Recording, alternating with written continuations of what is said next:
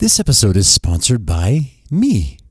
As this very special episode with Seth Godin is all about the important superpower of empathy, the stars really aligned for me to finally announce something that I've been working toward for the past 2+ years, something that will help you grow in your empathy levels.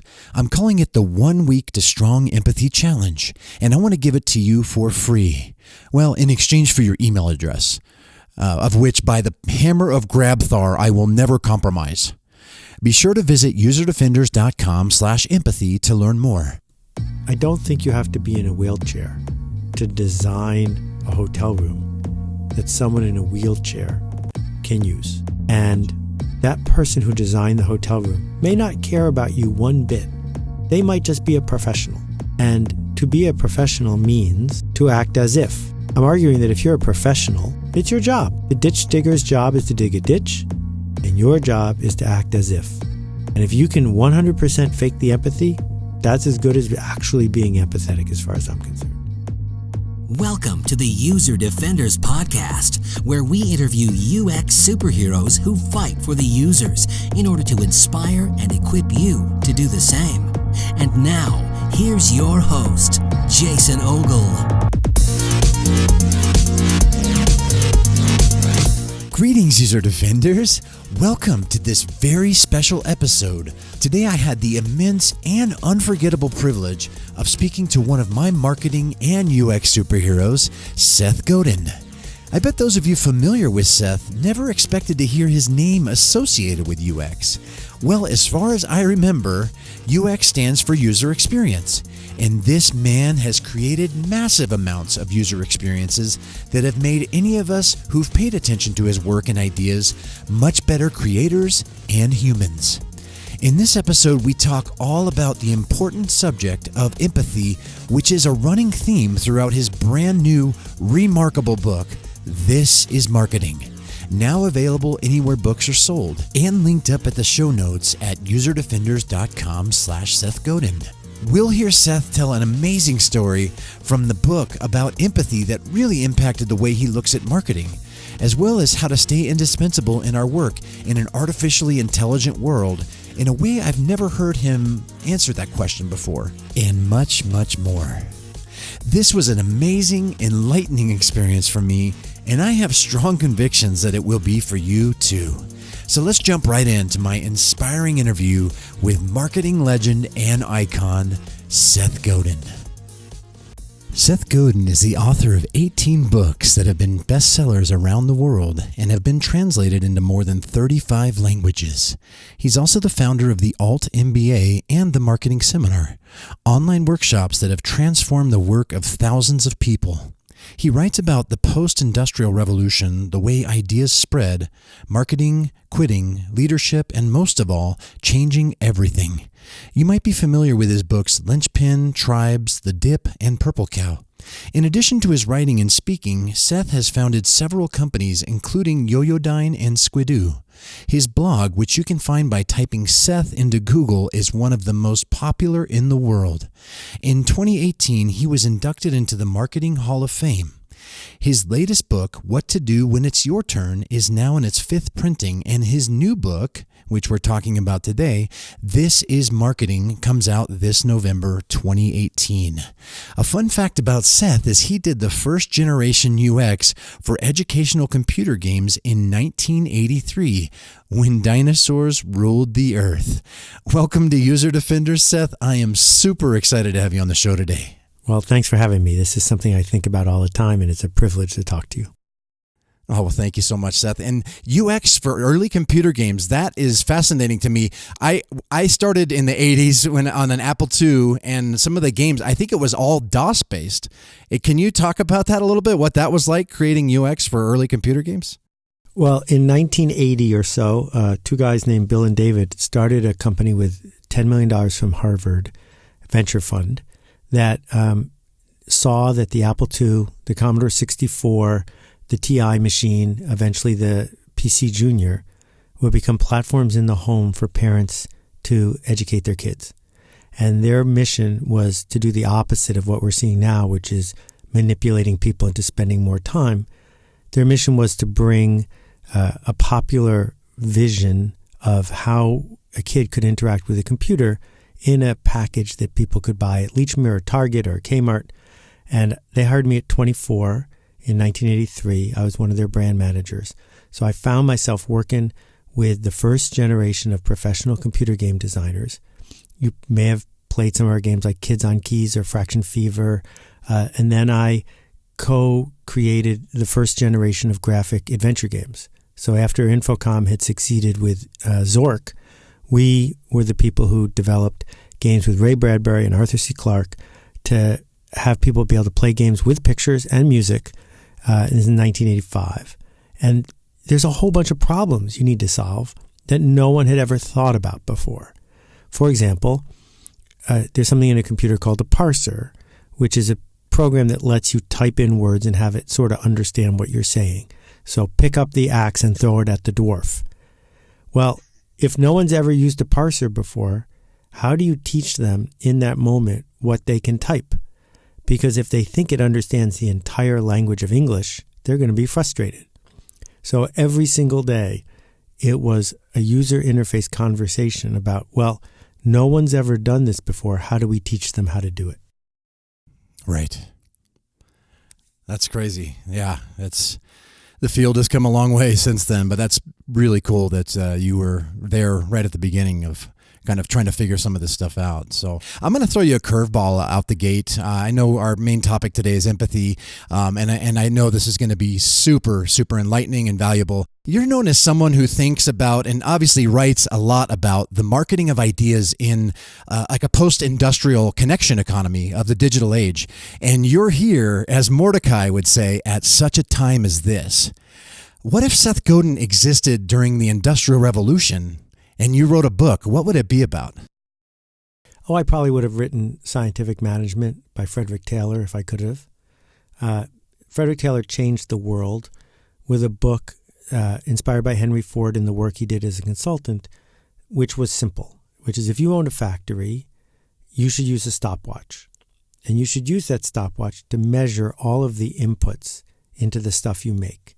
Because when you add up the cost of materials and the cost of time, now you know how much it costs you to make that item. So by using the stopwatch, what Henry Ford was able to do was drive the cost of a car from $6,000 to $600. And that shift enabled him to basically corner the market on cars, but also to put cars into the hands of the masses, all because of one idea that fueled how we go forward in an economy based on industrialism. And so what I've tried to do, I have no delusions of Frederick's grandeur, but what I've tried to do is put a similar bunch of ideas into the world that make sense after the industrial age. And so I think that they're the same sort of thing that Taylor was talking about, which is, can we measure the inputs and can we do a better job and not waste them? And the mistake that so many people who do UI, so many people who build software, so many people who market make is they think that attention is cheap and they can burn it. And I've learned the hard way over 30 years, it's precious and you should never burn it. I love that. Your new book, which is incredible, by the way, it's called This is Marketing.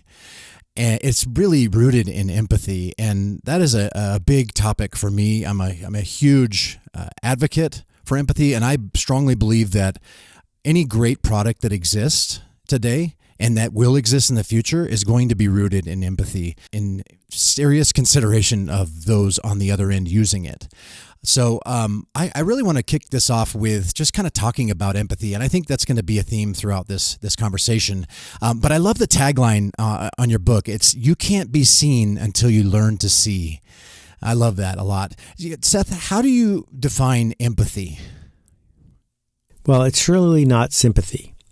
I think instead it's recognizing that no one believes what you believe, no one knows what you know, and no one wants what you want. And if you can be okay with that, as opposed to insisting that you are right and they are wrong, then you have a chance to go where they are. Now, we don't go where people are because we're humble. We go to people where people are because we have no choice. We have no choice because if we don't go to where they are, they will ignore us. And that didn't used to be the case. That's certainly not the case in middle school. In middle school, the middle school teacher has compliance on his side. He can demand obedience. And the standardized test and grades and threats all push us to live in a world where the teacher doesn't necessarily have empathy for us. But it's interesting to note that great teachers, the ones we remember because they used empathy even though they didn't have to. And my point is, unless you work for the latest monopoly of the moment, the Microsoft of this year, you can't demand that the user do what you want and that the user see what you see. You have to go to them, for them, to help them get to where they want to go. That's so good. And I think about some of my favorite designers that I've studied, one of the reasons I love doing this show is the designs that are rooted in empathy, that have had the biggest impact on people that I've heard about, like MRI designer Doug Dietz, who designed the Discovery MRI for children who were terminal diseases. I'm sure you're familiar with that. Sure. That story. That's the only designer I've ever seen literally cry every time he talks about his design. And the impact that it's made, and you can see the videos, and I get choked up every time I think about it. But I love stories like that, and even Margaret Hamilton, who was a programmer on the Apollo Saturn missions. She had so much empathy for the astronauts up there, and so she made subroutines that would continue to work whenever the systems were overloaded. I mean, we didn't have obviously very smart chips back then, so she was smart enough and empathic enough to consider that in her programming, and that's actually what helped Apollo 11 moon landing possible. And so I love stories like that. Why is empathy important in doing great work? Well, I can't help but resist to insert that there was another Margaret Hamilton, the woman who played the Wicked Witch in The Wizard of Oz, who also transformed that product, that movie, because she had a little kid at home. And most of the actors on that movie just showed up and read their lines. They were vaudevillians. But Margaret Hamilton had a big voice in how that movie was made because she knew that her kid was going to see the movie. And that shift of accepting responsibility is at the core of the message I'm trying to share here. That, I'm in the Direct Marketing Hall of Fame, and my dad, who passed away a few years ago, was harassed as an elderly man by people who were selling coins, fake collectible coins by phone, preying on senior citizens, calling them, befriending them, taking their money. And this company that did it was a member of the Direct Marketing Association. So I called up the people who run the DMA, and a couple letters from their general counsel got this company to back off on my dad. The question is, why are they doing it at all? Of all the things you could make, of all the things you could do, why did you decide that the way you're going to make a living is by ripping off 75-year-olds, 80-year-olds who have nothing to do at home? How do you go to work in the morning? That this model, this Ayn Randian, if it's legal, then I have the right to do it mindset, is just ridiculous. And I think it certainly cannot stand scrutiny. That marketing is a privilege. That what we do as marketers is we make change happen. If there is no change, there is no successful marketing. All marketers do is they change people's state, they change their behavior. So that's something you get to choose. What change are you choosing to make? So please don't tell me it's just your job. Please don't tell me your boss made you do it. You have a choice. And if you're going to use this incredibly powerful tool, then you better be responsible for what you do. Wow. Absolutely. And that's been a theme throughout all of your work, really, is how are we serving people through marketing instead of, shouting at them and bothering them and everything. So I love that story. And in addition to, and by the way, Seth, I'm sorry about your dad. I'm sorry to hear about your dad. He sounded like an amazing man. He was. Thank you. Yeah. What's your greatest, most impactful story of empathy in action that you could tell us today? Well, the thing about stories is their only purpose is to resonate with the listener. So there are stories that have resonated with me, but they're not necessarily going to resonate with other people. So what Nike does for a living is it tells stories about people who just happen to be wearing their stuff. But the stories aren't about Nike. The stories are about the athlete who has done something that inspired the person who saw that story. And if you grew up in a certain place in a certain way, you might be inspired by a Michael Phelps story. But if you grew up in a certain way in a certain day, you might be instead inspired by a story of a paraplegic athlete. My point is that stories that inspire me tend to be stories from the nonprofit world, for example. But those aren't stories that are going to inspire everyone. I did a bunch of work with Acumen, still do, that works to fund and support businesses that do business with the poorest people on earth. These are people who make $3 a day. And I think it's impossible for any of us to imagine what it's like to make $3 a day. But one of the things that's essential that I've learned so profoundly from the companies there that I've tried to help is that people who make $3 a day don't like shopping. Shopping is a threat. Shopping is not a sport. Shopping means that you're going to buy something you've never bought before. That's what shopping is. It's not replenishment. It's let's go shopping. And in the privileged world, if you make a mistake when you're shopping, you'll still go shopping again tomorrow. That's part of the magic of shopping. It's that addictive cycle. But if you make $3 a day and you make a mistake shopping, someone in your family isn't going to eat dinner tonight. Someone's not going to get the medical care they need. Someone might die. And getting your arms around the idea that when you show up to sell a solar lantern in a little village with no electricity, people aren't welcoming you with open arms. Even though the solar lantern is demonstrably better and cheaper than a kerosene lantern, even though the solar lantern can charge your cell phone, even though the solar lantern will pay for itself in 90 days, if you've never used a solar lantern, if your parents and grandparents didn't have a solar lantern, the solar lantern salesperson is not a messiah. They're a threat. Because now you either have to deal with the loss of status that will come from not buying it, or you have to deal with the fear that will come from buying it. And so what we discover is that having empathy for that customer doesn't mean don't make solar lanterns. It doesn't mean don't show up to sell them. It means look for the fear, understand the tension, get a hard look at the status dynamic, the affiliation, and the dignity, because that is what's on offer, not an electric light. Brene Brown said sympathy is feeling for and empathy is feeling with. And she tells a neat story in her Power of Vulnerability about sympathy is seeing your friend fall in the hole and saying like, oh, what are you doing down there? Sorry this happened to you.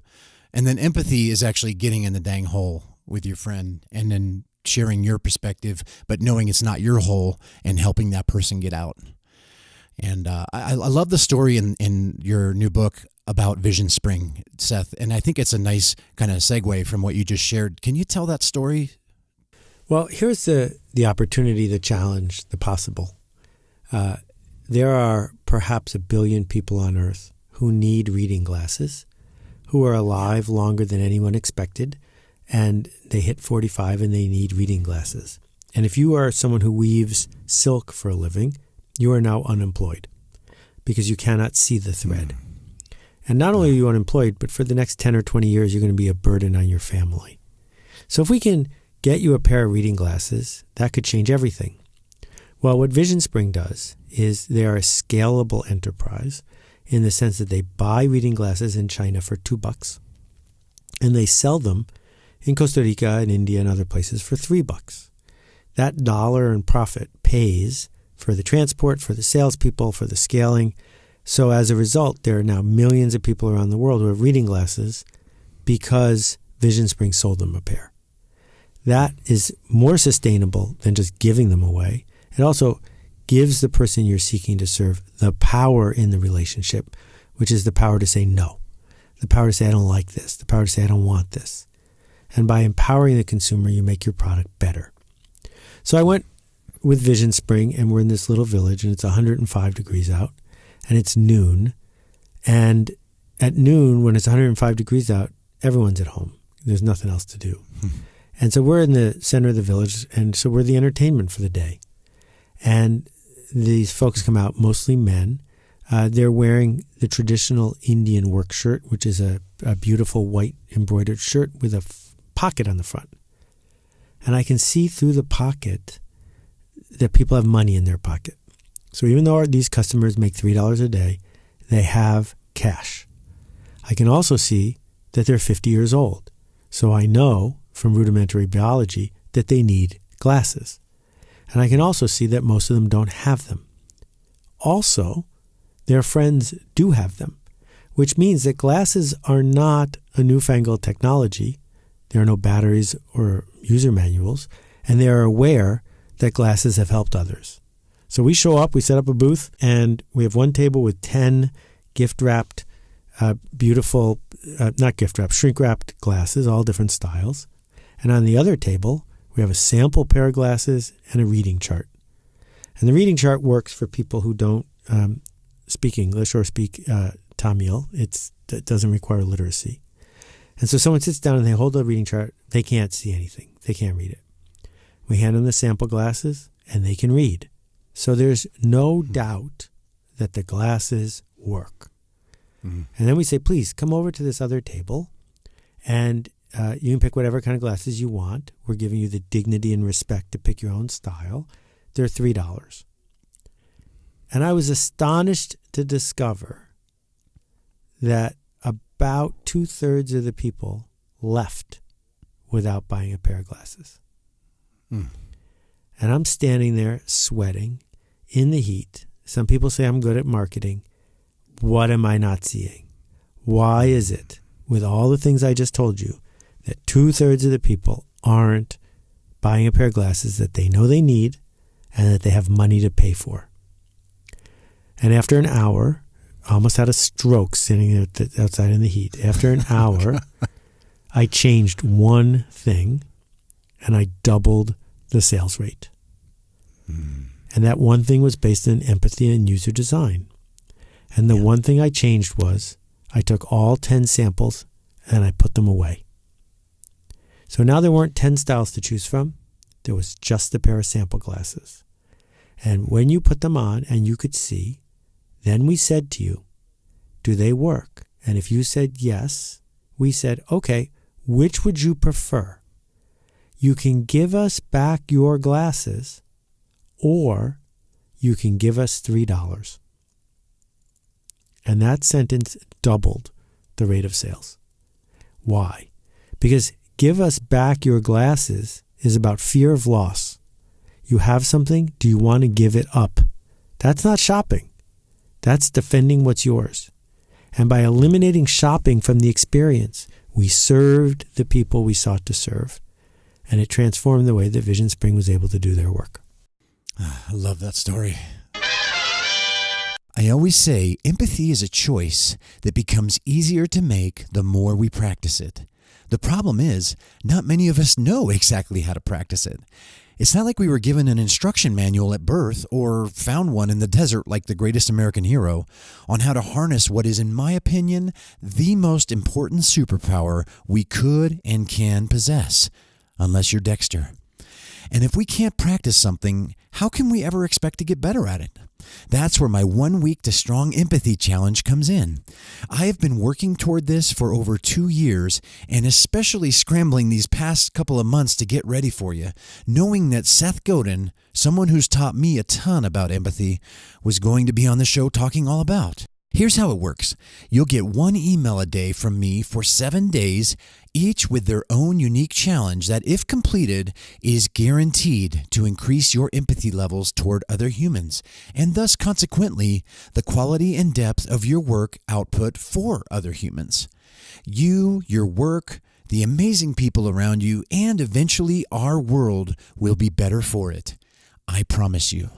So go ahead, rise to the challenge at userdefenders.com/empathy. So from 10 samples to 1, Apple, you listening? Well, it's interesting because what Steve did when he came back from Next was he canceled 80% of their products. Yeah. Because he said, this product is a status-based product, and it's one where we are trying to demonstrate that we have good taste. And by offering people choices, instead we were saying to those people, you know what you want. But Apple has never been about you know what you want. Apple is about we have better taste than you. And if you want to be like us, pay us some money. It's funny you talk about status, and there's a lot of reflections in the book about that too, and how a lot of times we'll buy things just for the status, even if we can't afford it. There's that quote about how we buy things we don't need with money we don't have to impress people we don't like. We do that. And it was funny how you mentioned the Porsche Cayenne. You kind of cited that as an example that there's no conceivable utility proportionate to the expense. And it's a status symbol. And it just made me remember that my first Uber ride was in a Porsche Cayenne, which kind of surprised me. I was like, what? This is kind of cool. I was like, wow, I'm kind of impressed that Uber drivers drive such a nice car, because you hear Porsche and you immediately think, oh, luxury, expensive and everything. But then I started thinking about it after I was reading your book. I started thinking about it. I was like, he's an Uber driver because he has a Cayenne. He probably has to drive to pay to make the car payments. And he probably has several other jobs. I think I remember him saying he had several other jobs too. And I just don't know if that's worth that. Well, so now we get back to empathy. I disagree that the Cayenne has no utility. It has a lot of utility, and the utility is it makes your neighbors feel small, and it makes you feel bigger than your neighbors. That is something that might be worth paying for. So years ago, I was in Sydney, Australia, and they had just opened Uber, and I called an Uber, and a 1932 Cadillac limousine pulled up. Oh my God. And so I talked up the driver, and it turns out Uber was paying him triple to drive this car around. Why would they do that?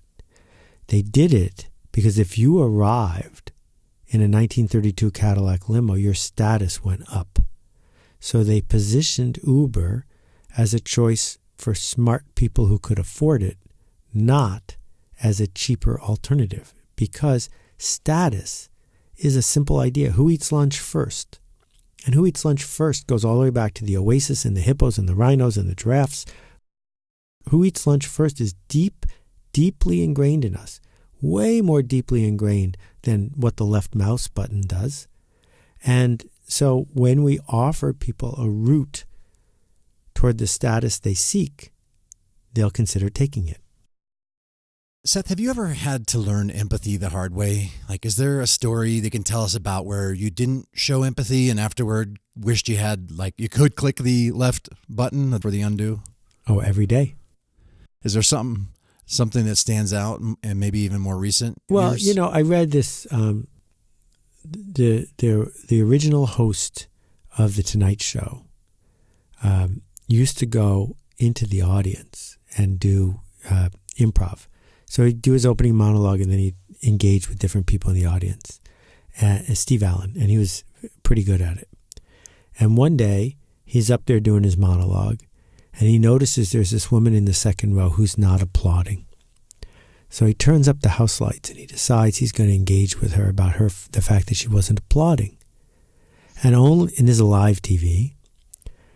And only after the cameras were trained on the woman did he realize that she had been born without two arms. Oh, gosh.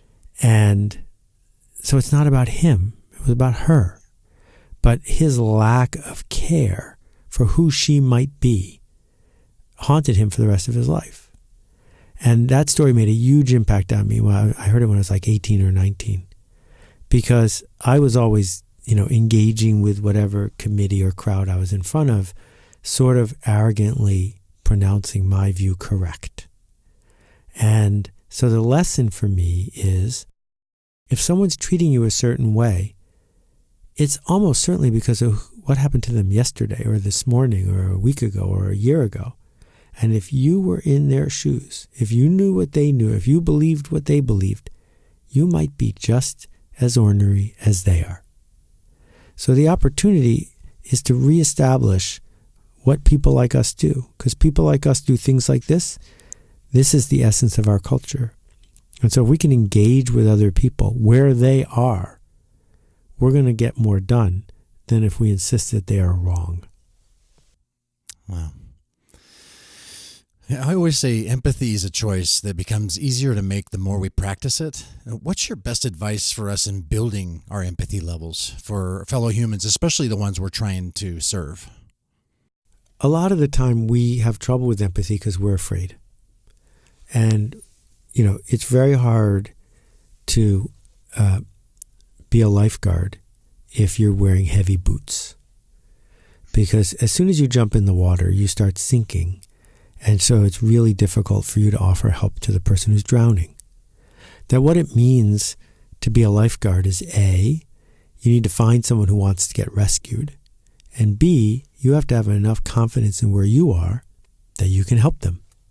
And if you can't find that confidence, then you should probably seek a smaller audience.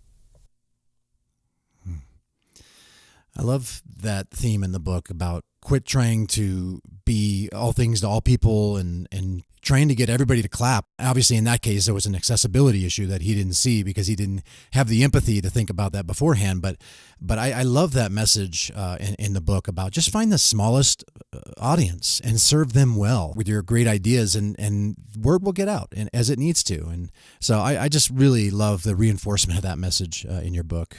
Well, thanks. I think the key word is viable. The smallest audience is one person, and you can't make it with one person. Part of the magic of Dropbox, part of the magic of classic Apple days, is they were willing to say, there's a group of people big enough to support us who want X, Y, and Z. We will serve them. And if you are not one of those people, we understand. Good luck to you. It's not for you. And then over time, if you've built something that has a ratchet, it will spread. But you must identify a viable audience that you can live with. Given that you get 10 draft picks or 100 draft picks or 10,000 draft picks, who are the people that you will make you or break you? Just make it for them. Only them. I love that. Seth, you're an incredible storyteller, and I don't know how you do it, but you always seem to have a story at the ready. And you've, even in this interview so far, you just have those stories. And when teaching something, and Muriel Rukeyser said, the universe is made of stories, not atoms. And since stories make the world go round, and selling design through storytelling is an important part of the field, do you have advice for the defenders listening on how we can become better storytellers? Well, a story is not once upon a time, and a story is not the same as an anecdote.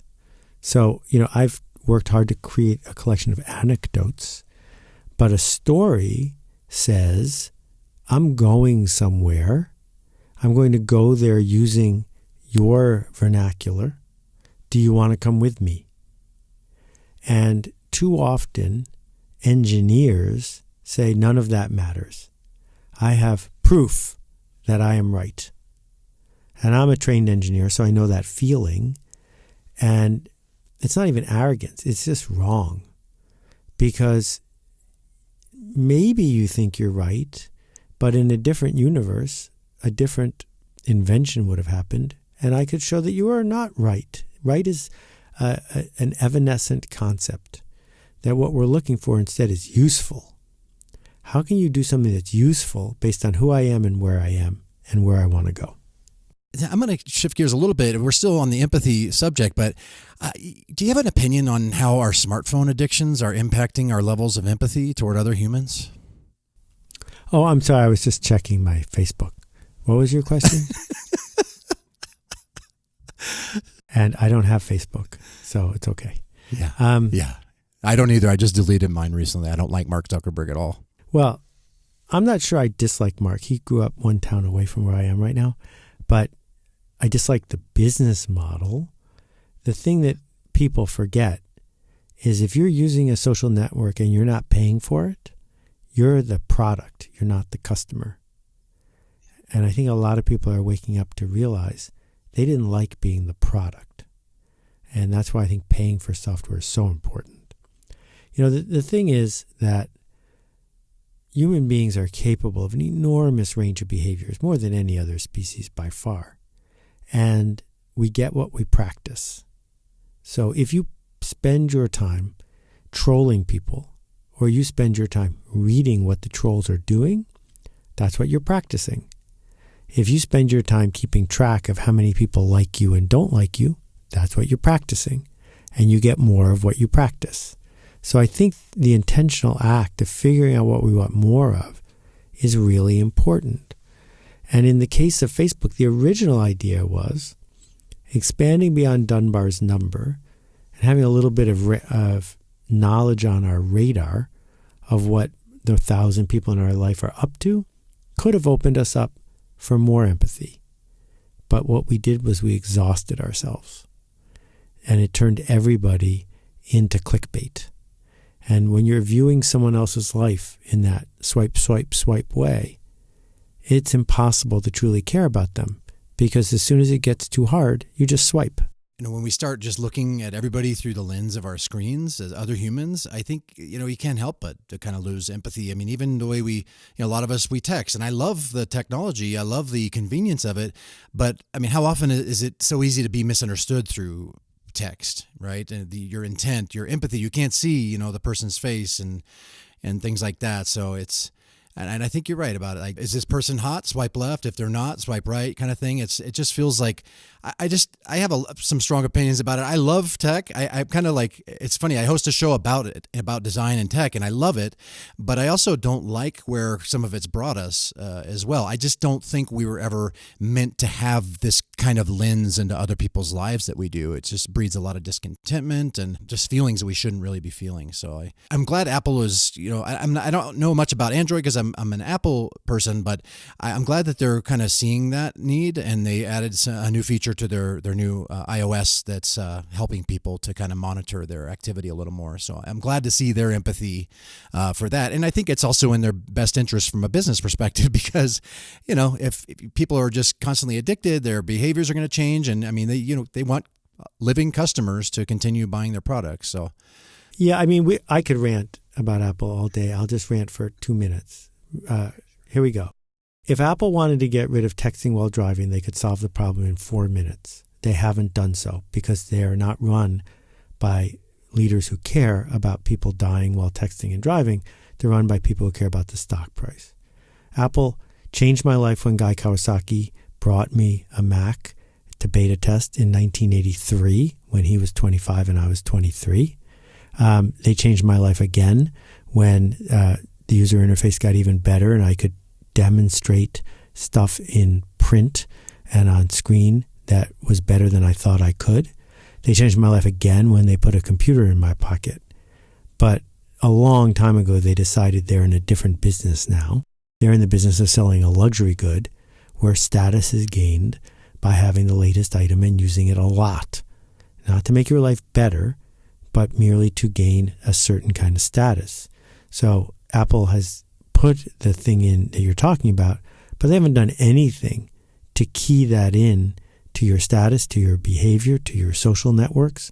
They also haven't invested at all in building the kind of mutually beneficial online connection that so many other companies are getting behind. So as somebody who has purchased more than 150 Macs in his career and who has been a fanboy since the very first day, I got my first Mac, my Apple in 19, whatever it was, something. I'm so disappointed. And I'm sort of bereft because there's no place good for me to go. But I hope that one day soon there will be.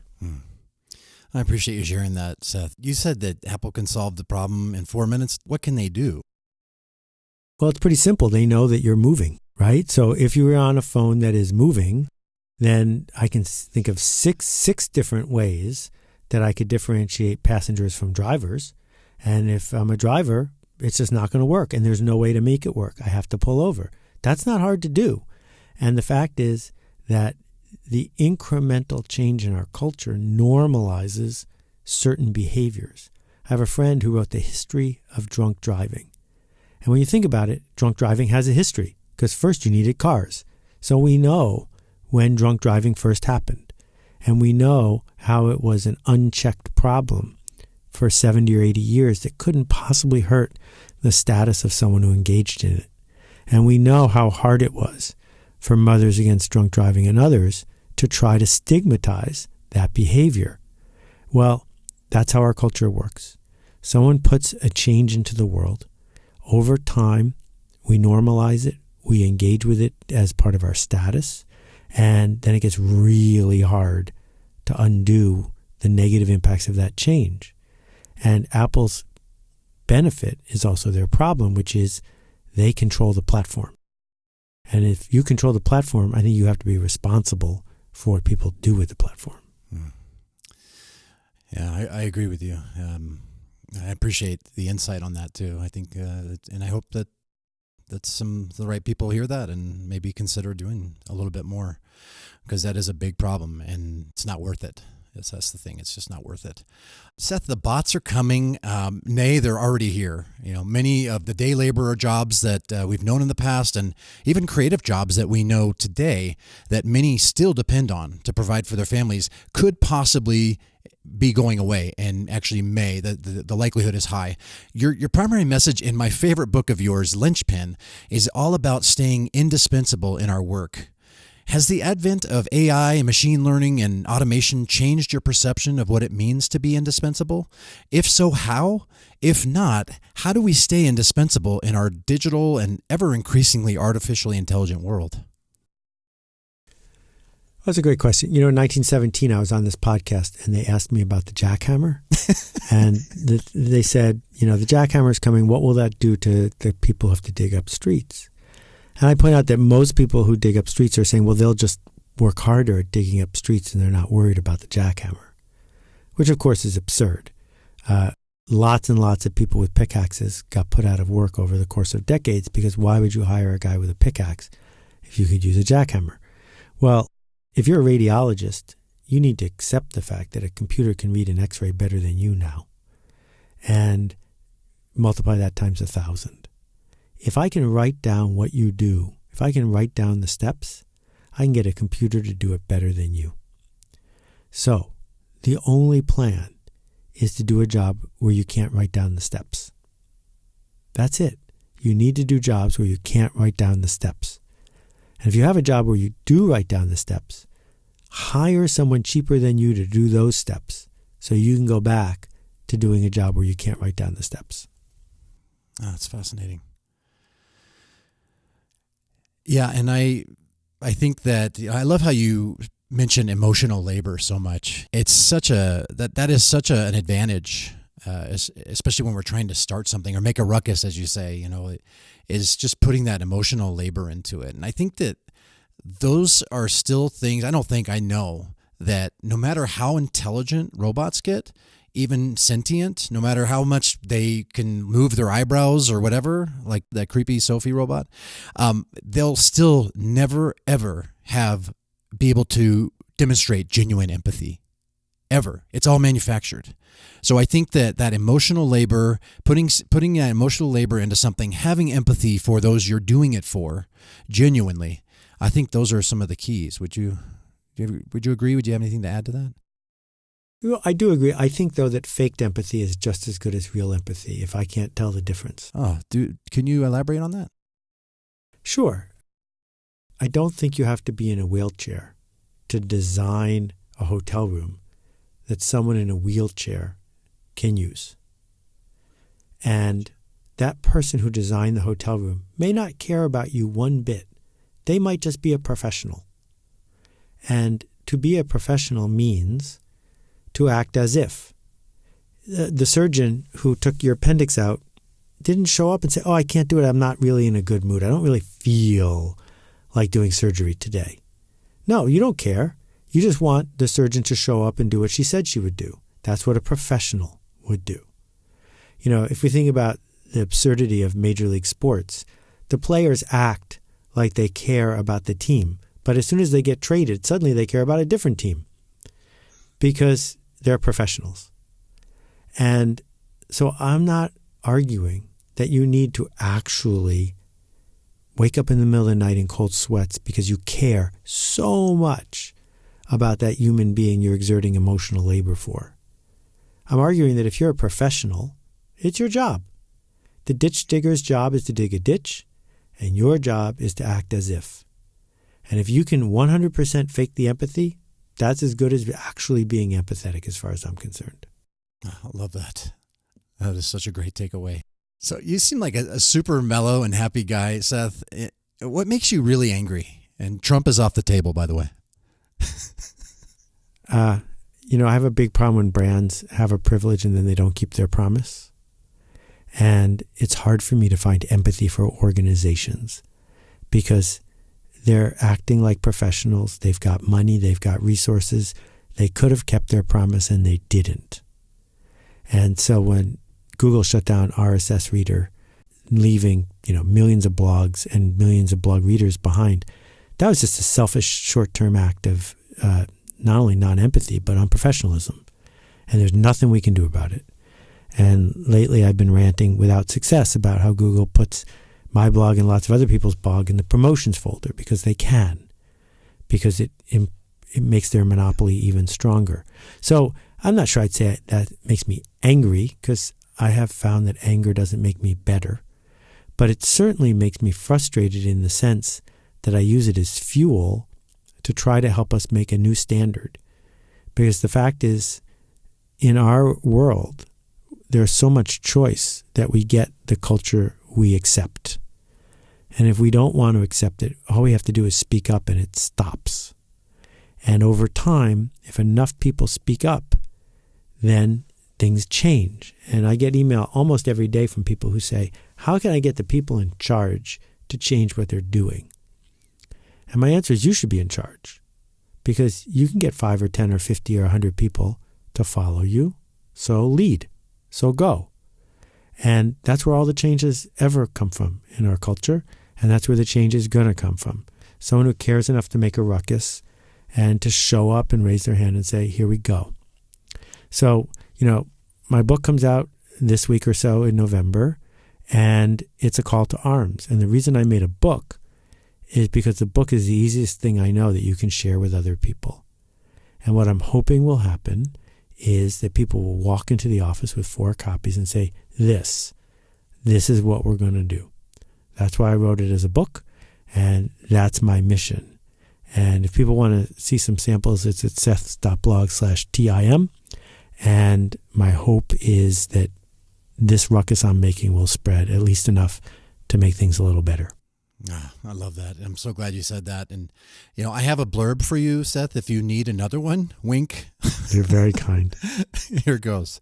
This book, and this is from the heart, my friend, this book clearly defines once and for all, with an exclamation point, what true marketing is and always should be. Ever empathic and in genuine service to the marketed. Wow. I'm honored. Thank you for the time you were able to spend with me today. This was a really fun conversation, and I can't wait to see the ruckus you're going to continue making and leading these professionals. Oh, thank you so much, Seth. I appreciate you so much, and keep doing what you're doing. Keep fighting on in all that you do. I am such a beneficiary, so many others, and I know I'm excited to introduce you to any of the Defenders listening who may not have heard of you. And definitely, Defenders, pick up Seth's book. It is incredible. It will change you and change the way you see things. Thanks again, Seth, for being here, for all you do. And last but not least, I just want to say, fight on, my friend. All right, go make a ruckus. We'll see you.